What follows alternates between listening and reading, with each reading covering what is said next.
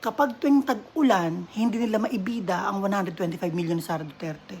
Dahil mas lumulutang yung billions na nawala dahil sa mga ghost project ng mga animal na mga magnanakaw sa gobyerno, mga totoong hudas. Alam niyo kung bakit minamadali ng mga dilawan, pinklawan, administrasyon ang impeachment ni Sara Duterte?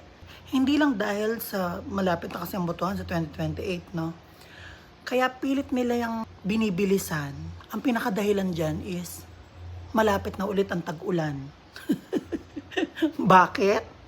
Dahil kapag tag-ulan, lalabas na naman yung mga lugar na bahain.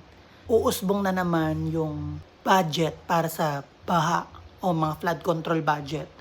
At lulutang yung mga flood control project na ghost project. Di ba na nakaraan flood control? Na-stop yung issue ng nakaw na 125 million. Natutok sa flood control issue, sa mga ghost project.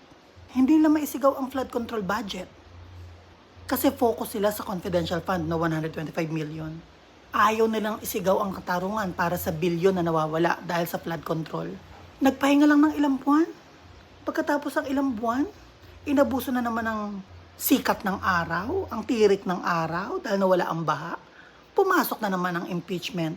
Pumasok na naman ang 125 million ni Sara Duterte. At kinalimutan, bingi-bingihan ha, tengang kawali sa bilyon na nawala sa flood control. Malapit na naman ulit ang tag-ulan. Hindi na naman nila sige na ilaban itong 125 million ni Sara Duterte. Kasi ang gusto ng mga yan, 125 million lang ang pag-usapan. Yung flood control, deadma. Yung maleta, yung Marines, deadma.